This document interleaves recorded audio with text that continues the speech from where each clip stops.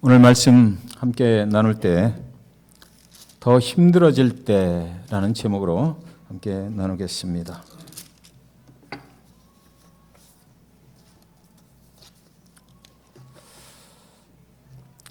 오늘 말씀은 43장에 있는 말씀인데요. 43장까지 오기 전에 41장에 보면 한 인간이 하나님을 의지하고 살아가는 한 인간의 가정이 어떤 상황 가운데 있었는지를 41장에서부터 이렇게 시작을 하게 됩니다. 그래서 제가 41장의 내용을 먼저 보겠습니다.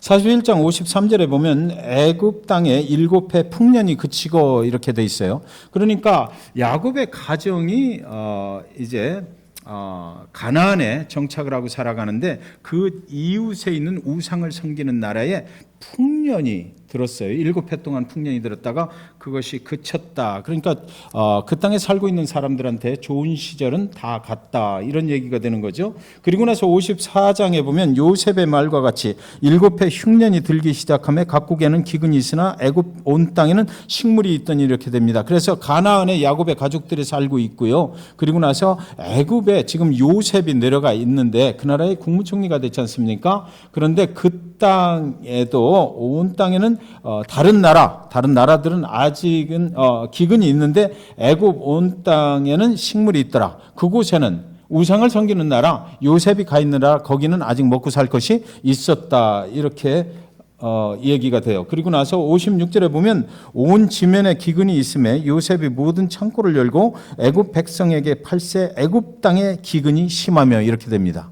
그래서 그 양식이 있었던 그 애굽 땅까지도 이제 기근이 심했다. 그 비축을 해놨던 양식 가지고는 안 되는 이런 시절이 왔다라는 것이고, 그리고 나서 57절에 보면 각국 백성도 양식을 사려고 애굽으로 들어와 요셉에게 이르렀으니 기근이 온 세상에 심함이었더라. 그동안 비축해 놓았던 것들도 이제 거의 다 없어지게 되는 이런 상황. 그래서 온 세상에 있는 사람들이 그 기근 때문에, 가뭄 때문에, 흉년 때문에 시달림과 고통을 받게 되었더라. 이렇게 되어 있고요. 42장 또 5절에 보면 이스라엘의 아들들이, 여기 야곱의 아들들을 말하는 것이죠. 양식 사러 간 자 중에 있으니 가나안 땅에 기근이 있음이라. 그래서 자기가 살고 있는, 야곱이 살고 있는 그 가나안 땅, 하나님이 축복하셨던 땅, 글로 가라고 해서 거기로 왔는데 그곳에도 지금 기근이 심했다. 그래서 이들이 지금 애굽에 내려가 있다라는 것이고, 43장 오늘 본문 말씀이 시작되는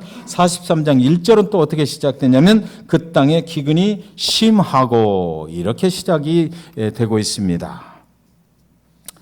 기근은 계속해서 멈추지 않았다라는 거죠.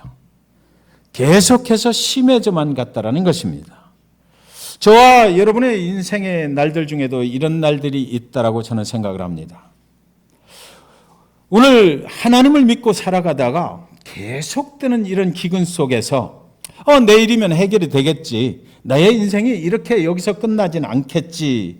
그러나 이 기근이 계속해서 끝나질 않고 해결이 되질 않고 계속될 때 우리는 무엇을 생각합니까? 어떻게 해야 이 기근 속에서 빠져나갈 수 있나? 이런 생각을 하게 되는 것이죠. 이렇게 기근이 계속되고 해결함이 보이지 않을 때 사람들의 첫 번째 반응은 무엇인가요? 첫 번째 반응은 지금 현재 가지고 있는 것, 이것을 잘 아껴야지라는 것입니다. 이것을 잘 킵해야 되겠다라고 최대한 그것을 보존하기를 애를 쓰게 되는 것이지요. 그러다가 보면 언젠가는 이 기근의 날들이 이제 끝이 날 거고, 그러면 옛날처럼 다시 좋아지는 날이 있을 것이다. 이렇게 생각을 해요. 그래서 오늘 현재 내가 지금 가지고 있는 것, 이것을 잘 관리를 잘 해야 되겠다. 언젠가는 좋은 시절이 오겠지라고 생각을 하는 것입니다. 그러나 여러분, 만약에 이런 질문을 본인들한테, 자신들한테 한번 던져보시기 바랍니다. 만약에 하나님께서 당신을 향한 뜻이 이 기근을 통해서 여러분의 현재의 삶을 지금과는 완전히 다른 장소와 다른 환경과 다른 상황 속으로 인도하기 위한 것이라면 여러분 어떻게 하시겠습니까? 하나님은 그 기근을 계속해서 여러분을 다른 곳으로, 또 완전히 다른 세상 속으로 인도해 가시기를 원하시는 것이다. 이 기근이 거기에 있는 한 끊임없이 우리를 어렵게 만들 것이다 라고 하신다면 여러분은 어떻게 하시겠느냐고요. 야곱의 가족들이 가나안에 살고 있었어요. 가나안은 하나님이 아브라함 때부터 약속하셨던 젖과 꿀이 흐르는 그런 땅입니다. 아브라함의 후손들이 가나안을 찾아간 거예요. 그래서 하나님의 인도함을 받고 간 거잖아요. 그런데 어느 날 요셉이 그곳에 갔는데 먼저 뜻하지 않은 일로 인해서 애굽 우상이 섬기는 나라로 노예로 팔려가 버렸어요. 그 가정에 전혀 예상치 못하는 사랑하는 아들을 잃어야 하는 그런 아픔이 이제 그곳에서 찾아온 거예요. 가나안 땅에서 하나님이 가라 그래서 그쪽으로 갔는데 그런 일이 거기서 벌어지는 것입니다. 사랑하는 아들 요셉을 잃어버리는 기근이 그 가정에 찾아와 버린 것이에요. 노예로 팔려간 그 요셉은 우상을 섬기는 나라로 간 것이거든요. 하나님을 섬기는 나라로 간 것이 아니에요. 당시 세계 최강국이었던 나라 그곳에 노예로 팔려갔어요. 요셉은 이제 애굽이라는 나라의 노예로 팔려갔지만 여러분이 다 아시는 것처럼 시간이 흐르고 나서 어떤 연유로 인해서 그 우상을 섬기는 나라 애굽의 국무총리의 자리에 올라가게 되었던 것입니다. 그들이 살고 있는 가나안 땅에도 이제 기근이 찾아왔어요. 기근이 왔지만 야곱의 그곳의 그 가정에 하나님을 믿고 살아갔던 그 가정, 야곱의 생각은 그의 가족들은 가나안에 머무르는 것이 좋다라고 생각을 했을 것입니다. 왜? 거기는 하나님이 약속하신 땅이니까. 하나님이 가라고 한 땅이라니까. 그러니까 우리가 우상을 섬기는 나라 애굽으로 가서는 안 된다는 그런 생각을 가지고 있었을 거예요.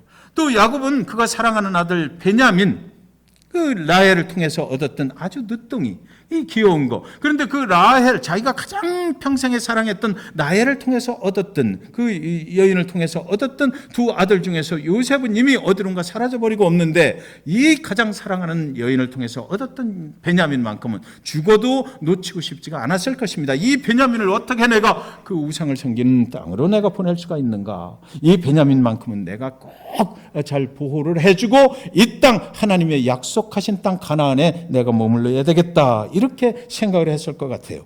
그래서 이 야곱은 다른 베냐민이 아닌 나머지 10명의 아들들을 그 애굽 땅에 가서 양식을 사오라고 보내버리는 것입니다.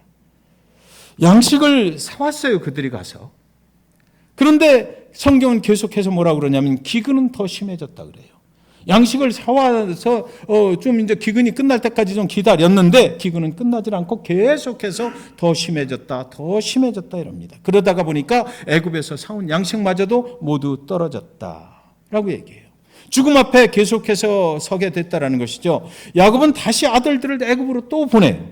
양식을 또 얻어옵니다. 그러나 기근은 더 심해졌어요. 끝나질 않는 것이에요.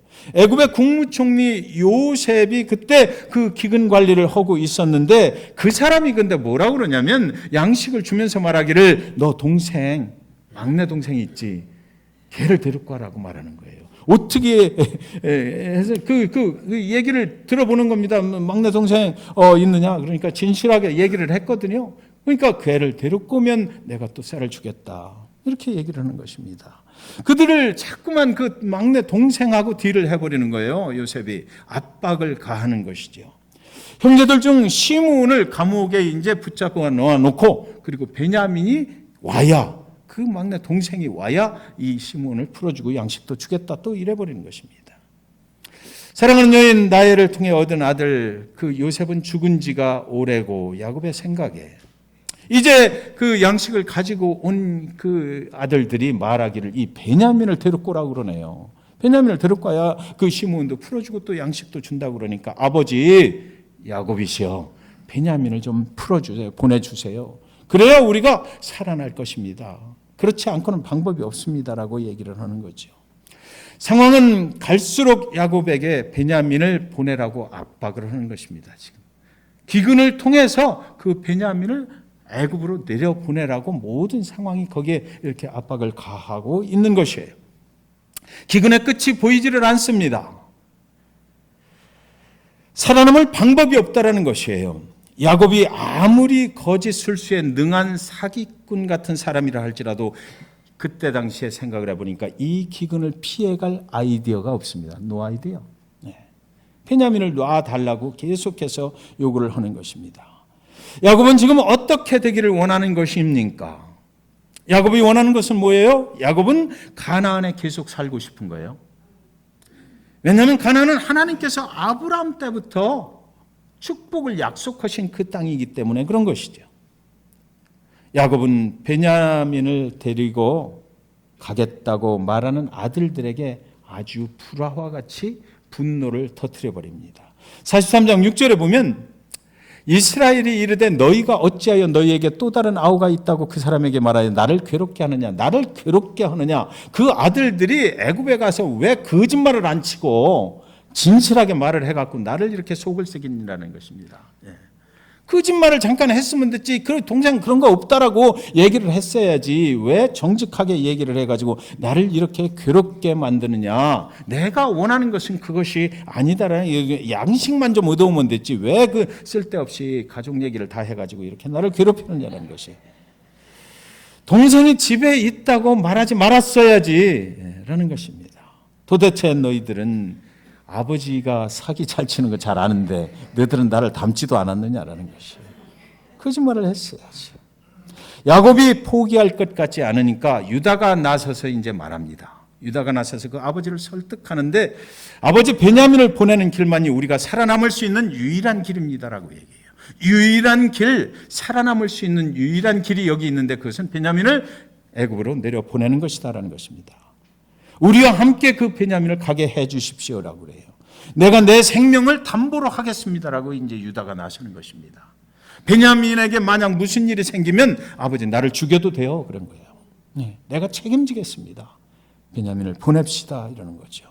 그래서 이제 할 수 없이 야곱은요 그 유다의 설득에 이제 넘어가서 베냐민의 볼에다가 키스를 몇백 번을 했을 것 같아요.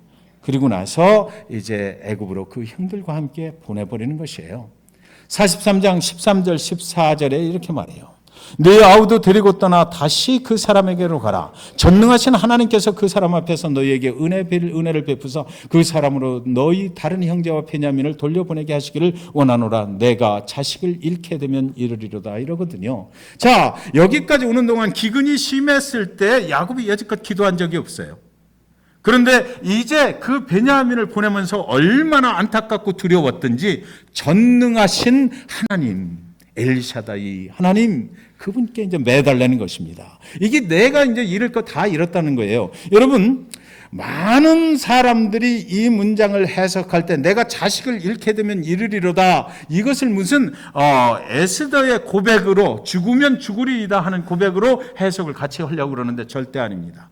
지금 야곱은 그런 사람이 절대 아니에요. 야곱은 지금 내가 뭐 죽으면 죽으리이다 하고 하나님께 매달리는 그런 사람은 아니고요. 이제 나는 쫄딱 망하게 됐다라는 거죠. 내 마지막 베냐민까지도 다 잃어버리게 됐으니까 내 인생이 여기서 이대로 망하고 마는 것이구나. 나는 다 잃어버렸다. 하나님 이제 마음대로 하셔요. 이런 거예요. 네. 죽으면 죽으리다의 어떤 그 헌신적인 이런 두려움을 무릅쓰고 내가 나간다. 그게 아니거든요. 예, 왜 그런지 아세요? 야곱은 아직 안 가고 있잖아요. 야곱은 아직 자신은 거기 아직 갈 생각이 없는 것입니다. 자식이 거기 가서 시므온이 지금 감옥 속에 들어 있잖아요. 그리고 마지막 자기가 사랑했던 베냐민도 거기 애굽으로 간다고요. 우상으로 성기로 그 나라로 가는 거예요. 그 위험 중에 가는 거예요. 그렇게 됐다면 여기 사랑하는 아빠 여러분들 같으면 어떻게 하겠어요? 내가 갈게 이렇게 되는 거죠. 그래야 되잖아요, 사실. 너희들이 갔다 오라는 게 아니라 너희들은 여기 있어. 내가 책임지고 가서 양식도 구하고 해결하고 올게 라고 자기가 갔어야죠. 그런데 야곱은 절대로 그런 사람이 아니었던 것이에요. 아직은요. 여기 그래서 이 기도는 아주 하나님께 막 믿음으로 하는 기도는 아니고요. 절망의 기도입니다. 너희들 때문에 내가 쫄딱 다 망하게 됐다라는 것이에요. 하나님의 뜻대로 여기 가나안에 와서 살고 있는데 지금 이 상황이 무엇이냐? 나는 이제 모든 것을 다 잃게 됐다라는 것이죠. 하나님께서 우리에게 하신 약속을 잃어버리게 됐다라는 것입니다. 그 야곱의 인생 가운데 돌베개를 베고 누웠을 때 하나님이 나타나셔서 약속을 하셨잖아요. 그런데 지금 야곱의 입장에서 보면 지금 그런 것들이 하나도 안 이루어지고 있다는 것입니다. 그래서 그거 믿고 쫓아왔는데 그게 안 된다는 것이에요. 야곱은 자신의 것을 다 잃어버리는 이 기가 막힌 탄식을 지금 저 기도를 통해서 하고 있는 것입니다. 여러분, 우리는 이제 그 다음에 전개되는 스토리를 알아요. 그 아들들이 베냐민을 데리고 갔더니 요셉이 얼마나 좋아하는지 몰라요. 그래서 자기 그 핏줄의 동생을 거기서 만나고 다른 그 형제들한테 주는 것보다 5배를 거기 식단을 차려서 주는 겁니다. 그 베냐민이 뭐 다섯 곱절이나 먹을 수 있겠어요? 근데 마음껏 차려서 주고 뭐 잔치를 베풀고 막 이러는 거예요. 양식을 얻어서 돌아와서 이제 아버지 야곱에게 그 형들이 뭐라고 그래요? 가보니까 요셉이 거기 있더라 이거죠. 우리가 죽은 줄만 알았던 그 요셉이 이 기근을 해결하는 애굽의 국무총리가 되어 있더라. 거기서 이제 요셉이 뭐 얘기를 하잖아요. 내가 요셉이다라고 얘기를 하고, 우리는 그 스토리를 다 알고 있기 때문에 구체적으로 얘기할 필요는 없을 것 같습니다. 드디어 야곱은 이제 두려운 마음으로 당신의 죽은 줄만 알았던 그 사랑하는 아들 요셉을 보기 위해서 온 가족을 이끌고 애굽으로 내려갑니다. 드디어 야곱이 가나안의 삶을 정리를 하고 애굽으로 내려가는 것이에요. 그때 하나님께서 그에게 나타나서 말씀하는 소리를 여러분 들어보십시오. 46장 3절 4절에 하나님이 이르시되 나는 하나님이라 내 아버지의 하나님이니 애굽으로 내려가기를 두려워하지 말라. 내가 거기서 너로 큰 민족을 이루게 하리라. 내가 너와 함께 애굽으로 내려가겠고 반드시 너를 인도하여 다시 올라갈 것이며 요셉이 그의 손으로 내 눈을 감기리라 하셨더라. 내 아버지 그 위에 조상으로부터 약속했던 것을 내가 지금 지키는 것이니까 그러니까 두려워하지 말고 거기 가라. 그러면 내가 너로 큰 민족을 이루겠다 이래요. 여기서 세 가지를 분명히 하나님이 야곱에게 말씀하시는 것입니다. 첫 번째는 네가 애굽으로 내려가야 하는 것은 네게는 두렵고 떨린 일이지만 그것은 너희를 향한 하나님의 계획이다라고죠. 지금 이런 모든 상황을 통해서 기근을 통해서 네가 어쩔 수 없이 거기 가는 것 같지만 그러나 그렇지 않다. 이것은 이미 계획된 일이다라는 것입니다. 두 번째는 애굽에서 큰 민족을 이루시겠다라고 말해요. 내가 너희 조상을 통해서 아브라함 때 약속했던 그 일이 지금 이루어지는 한 과정에 불과하다라는 것입니다. 세 번째는 너는 분명히 다시 이 가나안 땅, 지금 내가 떠나기를 싫어하는 이 땅, 그 약속의 땅 가나안으로 내가 올려 돌아오게 할 것이다 라고 약속을 하시는 것입니다. 그날 그렇게 애굽으로 내려간 야곱의 가족 수는 70명이었습니다. 여러분 성경에 보면 참 기가 막힌 장면이 있어요. 이게 지금 보세요. 가나안 땅으로 가라고 그랬는데 가나안 땅에서 다시 또 애굽으로 가라고 그래요. 그리고 나서 다시 언젠가는 다시 가나안 땅으로 돌아오게 할 것이다. 그러면서 여기 그 애굽으로 들어가는 사람들, 야곱을 따라서 들어가는 사람들의 이름이 정확하게 한 사람 한 사람 전부 다 기록이 되어 있는 거예요. 성경에. 성경 한번 집에서 한번 보시기 바랍니다. 전부 다 기록이 되어 있어서 그때 당시에 애굽으로 내려가서 그 애굽에서 430년을 거기서 거하게 하거든요. 그러니까 애굽에 내려가니까 70명이 내려가니까 그때 애굽의 국무총리로 있는 요셉이 이제 거기서 이제 만나게 되고 그래서 요셉이 고백하잖아요. 당신들은 나를 해하라 했으나 나는 하나님이 먼저 보내서 당신들을 구원하게 하셨다. 그 기근 속에서 이제 구원이 됐고 그래서 애굽의 나라 중에서 가장 좋은 풀이 있는 곳, 가장 좋은 물이 있는 곳, 그 고센이라는 땅에 그 70명이 들어가서 살게 만들어버린 거예요. 그리고 나서 430년이 흘러요. 그때 430년이 흐른 후에 보니까 그때 당시에 70명이 그 애굽 땅으로 들어왔는데 이제는 몇 명이 됐어요? 장정만 60만 명이 된 겁니다. 그 430년이라는 시간 동안에 이 이스라엘 백성들이 엄청나게 불어나게 돼버린 거예요. 그래서 이때 그 다음에 그때 이제 바로가 바뀌어요. 애굽의 왕이 바뀌고 요셉을 모르는 사람이 이제 왕이 되니까 그때 이 바로가 이스라엘 백성들을 이대로는 둬서는 안 되겠다. 너무 많이 막 부흥을 하고 그 후손들이 번성해 버리니까 우리나라가 이들을 그대로 두면 위험하다. 그래서 이들을 노예로 삼아 버립니다. 그래서 아주 막 고역을 시키고 고통을 가하는 거예요. 그때 하나님께서는 또 누구를 준비해? 모세를 준비해요. 그 미디안 광야에 있던 모세를 준비하셔서 가서 이제 저들을 광야로 인도해 내라 그러는 거예요. 이것이 하나님의 역사 속에 있는 겁니다. 그러니까 그때 당시에 광야로 나온 사람들이 장정만 60만이라고 그러니까 그 가족들까지 전부 다 합하면 약 250만 명이 그 홍해를 건너서 모세를 따라서 광야로 나오게 됐던 것이지요. 아브라함에게 약속하셨던 그 젖과 꿀이 흐르는 가나안을 향해서 이제 그들이 이제 다시 올라가게 되는 것입니다. 사랑하는 여러분, 야곱이 430년 전에 전혀 이해할 수 없었던 그 기근이라는 그 상황을 통해서 하나님은 그의 계획하신 일들을 지금 이루어 가고 계셨다라는 것이죠. 그가 이미 야곱 이전에 아브라함에게 약속을 하셨고 계속해서 그 일을 이루어 가고 계셨던 것이에요. 아브라함에게 하셨던 그 약속이 성경에 분명히 기록이 되었는데 그 기록을 한번 보십시다. 창세기 15장입니다. 15장 5절과 13절, 14절인데요. 아브라함에게 그렇게 말했잖아요. 그를 이끌고 밖으로 나가 가라사대 하늘을 우러러 뭇별을 셀 수 있나 보라. 또 그에게 이르시되 네 자손이 이와 같으리라 그랬거든요.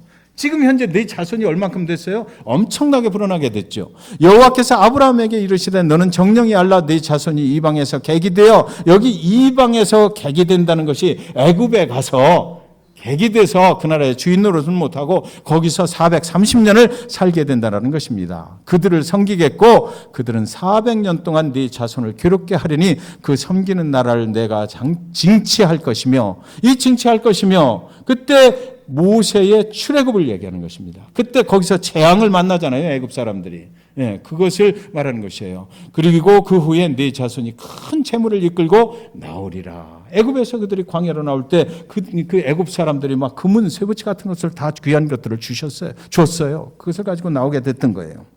그것은 이미 하나님이 아브라함에게 약속하신 그 약속이 이루어진 과정이다라는 것입니다. 첫째, 아브라함의 후손을 저 하늘의 별과 같이 번성케 하시겠다라고 약속하셨고, 두 번째, 이방에서 객이 되어 400년을 살게 하시겠다고 약속하셨고, 그리고 세 번째는 이제 출애굽이라는 역사를 통해서 애굽은 하나님이 내리시는 그 재앙을 당하게 되고 이스라엘은 애굽에서 큰 재물들을 가지고 광야로 나와 약속의 땅 가나안을 향해서 가게 된다. 이것이 지금 이루어지는 그 과정이 창세기 43장에 기록이 되어 있다는 것입니다. 하나님은 지금 하나님이 약속하신 것을 이루어 가고 계셨던 것이에요. 그러나 저와 여러분이 그렇듯이 야곱도 자신에게 당한 이 기근 속에서 그렇게 크고 위대하신 하나님의 뜻이 있는 줄은 그 순간에는 몰랐을 것이다라는 거죠. 인간이 한순간만 붙잡고 보면은요, 내 인생 전체를 향하신 하나님의 뜻을 볼 수가 없어요. 어떤 사람이 항상 떨어지기만 하고 산 사람이 있다고 그래요. 중학교 들어가는데도 입학시험에서 떨어졌어요. 고등학교 들어갈 때도 또 면접에서 떨어졌어요. 대학교 들어갈 때도 또 떨어졌어요. 그래서 삼수를 해서 간신히 들어갔다고 그래요. 직장에 들어갈 때 면접을 보는데 거기서 또 떨어졌어요. 그래서 이 사람의 일상에는 떨어지는 것이 그저 일상이 되어버리고 별로 그렇게 심각하게 생각을 안 하는 것입니다. 그래서 기회가 와도 제대로 붙잡지도 못하고 계속해서 떨어지고 이러는 인생을 살아가는 것입니다. 스트레스를 받지 않아요. 오히려 떨어지는 것을 즐기며 살아가요. 그런데 어느 날 이 사람이 죽었어요. 꺼이 애곡하면서 장례식을 이제 치르는데 갑자기 관 속에서 막 두들겨대는 소리가 나는 것입니다. 죽은 사람이 살아난 거예요.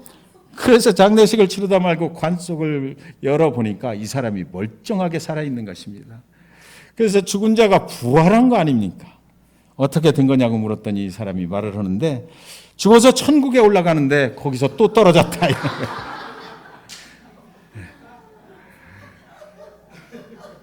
네. 계속해서 떨어졌는데 결국 이 세상의 삶을 더 살게 된 것입니다. 사랑하는 여러분, 인생은 참으로 묘한 것입니다.